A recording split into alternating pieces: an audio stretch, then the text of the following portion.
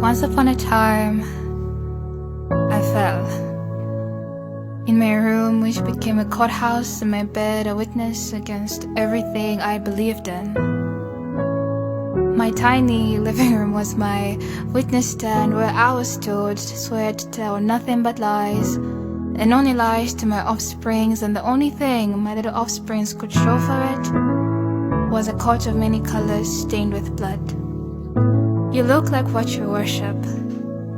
Explains why I have other people stand in the box as collateral damage in the war I started against myself. Dear God, are you sure you don't make mistakes? Because I don't know if I cried because you didn't protect me or that I was going to live, get lost and empty. You told me to wash myself in your blood, but mine is always a reminder of my scars. Turns out the scars in your hands are not the only ones I have encountered. How do I trust again? When love was meant to betray me were the wounds you gave me, your way of showing me how much it burns to forgive.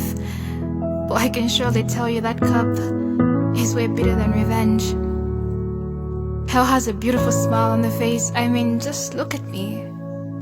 Under that calmness, that smile and eyes shimmering are a legion of chaos waiting to be unboarded. Maybe my broken soul smiles into eternity. But since you took part the Red Sea and had nothing else to make part, was my soul the only playing round you found, my Lord? Was the thorn you put in my flesh necessary? Did you slumber, my Lord? It seems like nobody's up there. Or maybe, just maybe, I needed have washed my feet in the bronze plate before approaching your holy of holy to be heard, but even so, you still spot the filth on my feet from miles away. You claim to see the pain within us, but mine was written all over me, yet you walked away. You said faith of a mustard seed will move mountains. My faith was able to feel the lashes behind your back, but nonetheless it couldn't even move my pain. You told me to look at myself and see myself as her father's only daughter, but I guess I'm adopted and unworthy of your inheritance.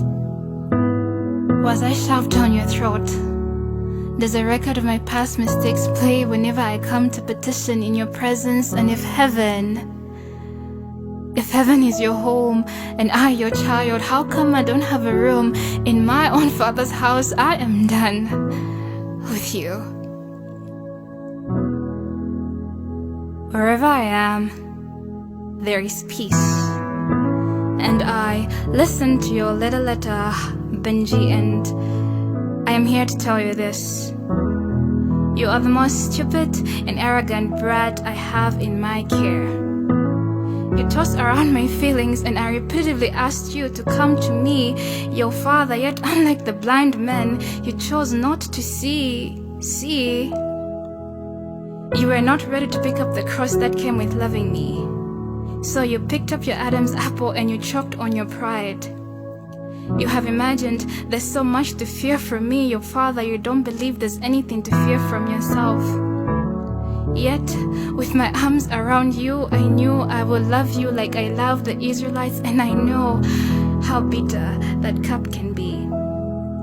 When I tried to visit you at the cemetery, you didn't send a storm, you sent hurricanes, yet my love was at peace. When you tried to walk towards my holy of holy with your bracelets shimmering with fear, your bells jiggling your doubt, and your robe couldn't even be your cover. Your turban was filled with so much uncertainty, and your belt was trying so hard to hold everything together, but I told you that you should let loose your belt and make room for me at the altar of your heart. With 4 rings, I promised eternity to you with no broken souls whatsoever, yet you still had the audacity to ask me why I didn't get a ring for your hand, because for you it was benefits before friends. See these rings? We are married for better and never for worse. You have scars, but with me, the only scars you ever come across are in the hands that will hold you. Know that you are worth every drop of my blood, and you are not a mistake. You are not legion that you should isolate yourself from my love, and like to Peter, I will stretch out my hand and pull you up.